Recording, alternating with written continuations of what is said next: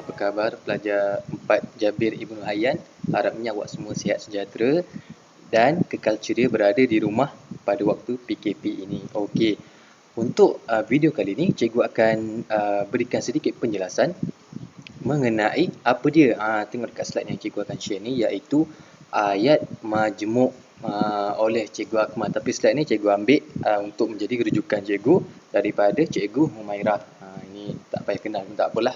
Kita tengok apa yang kita akan belajar pada hari ini, iaitu ayat majmuk. Mungkin ada yang dah belajar, mungkin ada yang dah belajar tapi lupa, atau mungkin ada yang tak pernah belajar langsung. Inilah masanya untuk kita melihat semula apakah yang dimaksudkan dengan ayat majmuk.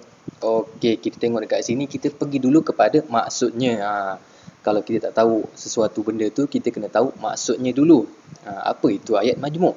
Ayat majmuk ialah ayat yang dibina dengan mencantumkan dua ayat tunggal atau lebih, dan percantuman ayat-ayat itu disusun mengikut cara tertentu sehingga menjadikannya ayat baharu.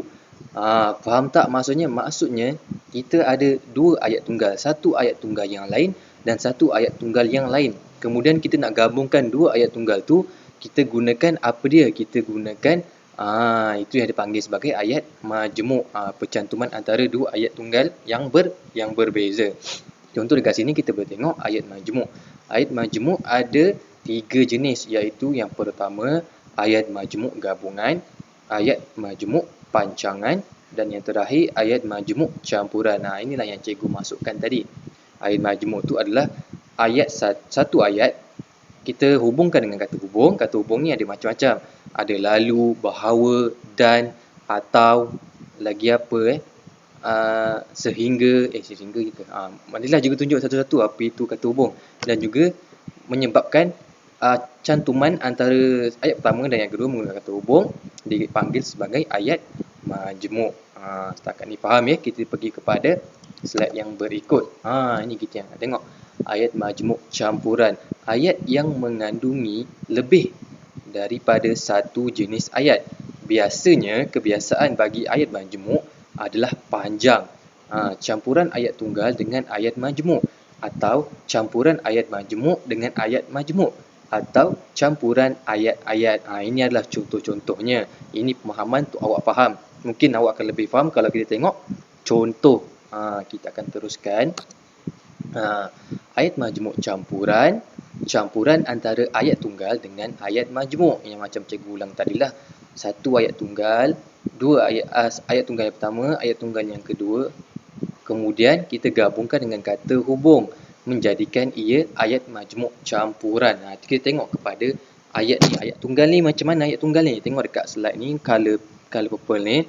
Ayat tunggal adalah Anwar suka bermain bola, ataupun kita ambil contoh yang lain, Abu suka memancing, ataupun yang lain, Abu seorang yang tapi yang dah kata hubung, dah silap dah.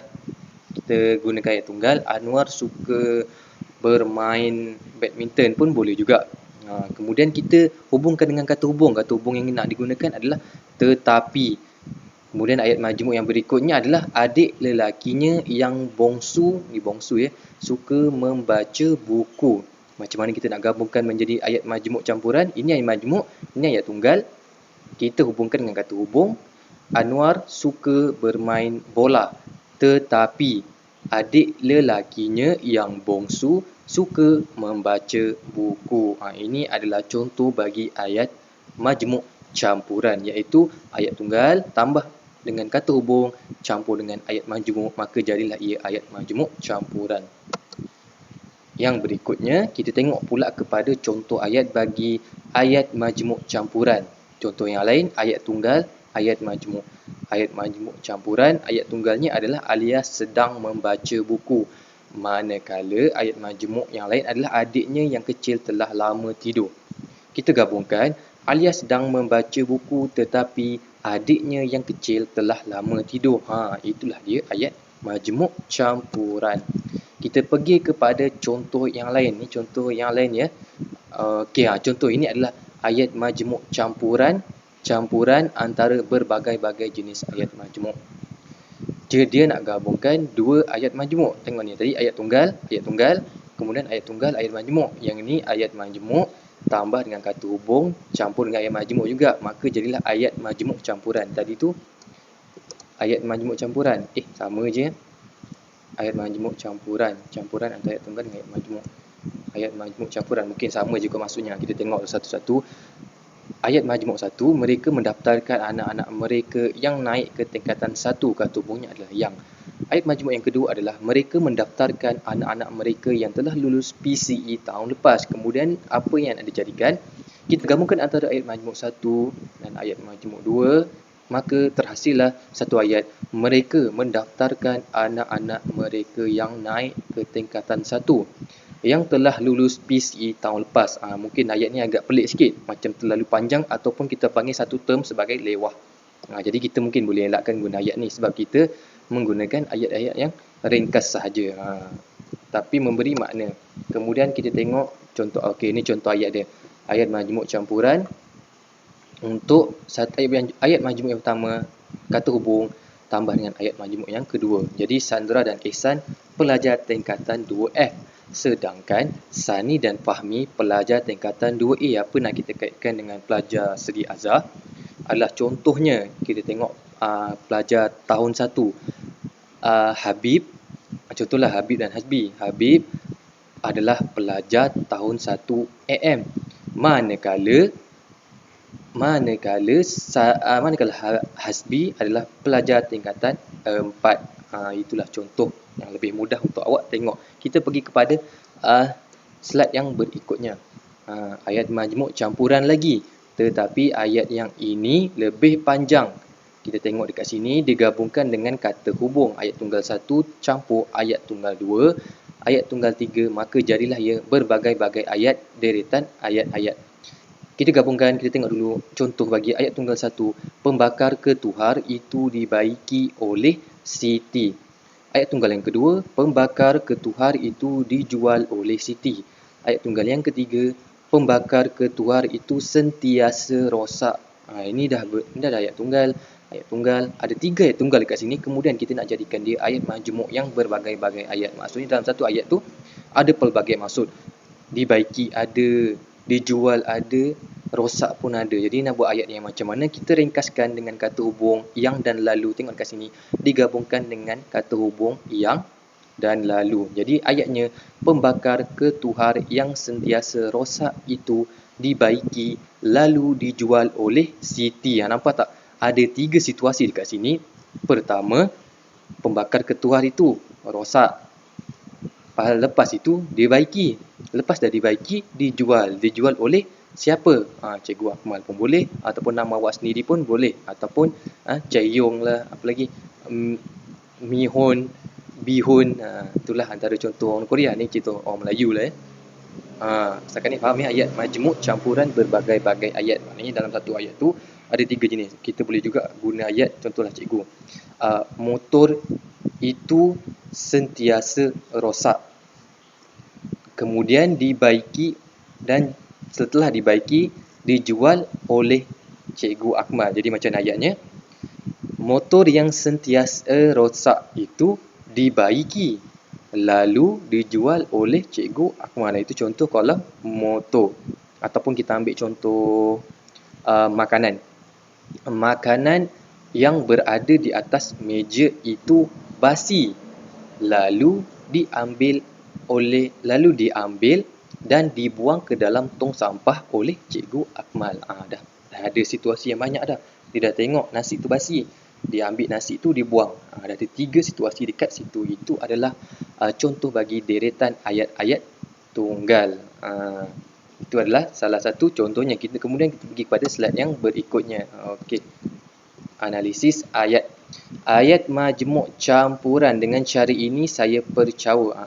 Ayat majmuk campuran susunan biasa. Dengan cara ini saya percaya bahawa kita akan dapat menarik minat golongan muda untuk menceburi bidang ini. Subjek predikat saya. Subjek adalah saya, predikatnya adalah percaya bahawa kita akan dapat menarik minat golongan muda untuk menceburi bidang ini.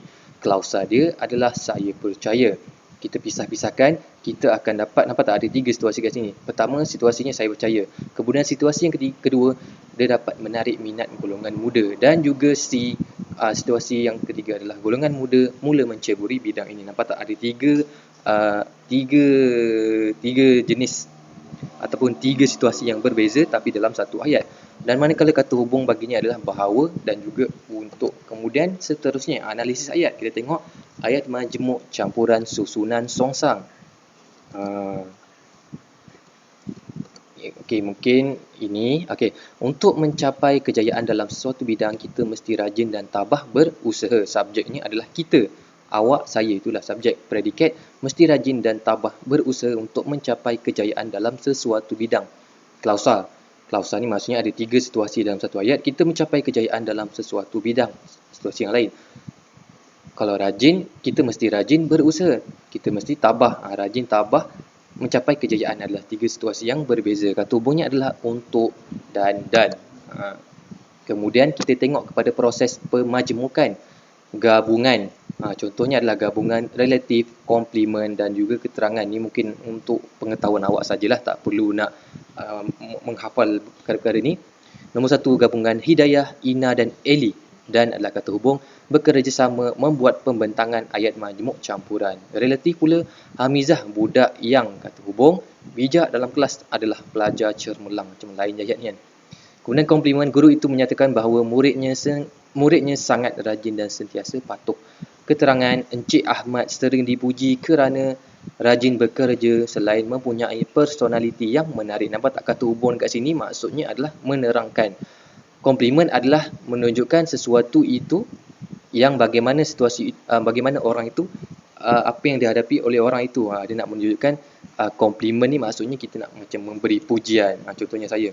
Contohnya guru itu menyatakan bahawa anak murid tahun 4 JIS sangat rajin dan sentiasa patuh arahan dan juga pelajarnya handsome dan juga cantik-cantik. Itu adalah komplimen. Samalah juga macam yang lain, gabungan dan adalah gabungan. Relatif ni yang. Maksudnya kita nak cuba menghubungkan sesuatu. Hamizah budak. Apa yang nak budaknya kita relatifkan dengan sesuatu ayat yang lain. Dia adalah pelajar yang sangat cemerlang. Sama juga keterangan kita gunakan kerana. Ini adalah salah satu contoh proses pemajmukan. Okey, cikgu rasa sampai dekat sini saja pembelajaran video kita pada hari ini, iaitu ayat majmuk. Jangan lupa ayat majmuk yang kita ajar tadi ada 3, iaitu gabungan, pancangan, campuran dan juga mesti disambungkan dengan kata hubung. Kalau tidak ada kata hubung, dia akan jadi ayat tunggal. Sampai sini saja video kita hari ini, pelajar 4 JIH. Harap-harap awak fokus dan dapat menilat video ni dari awal sampai habis. Jangan skip-skip pula. Okey, terima kasih. Assalamualaikum warahmatullahi wabarakatuh. Peace.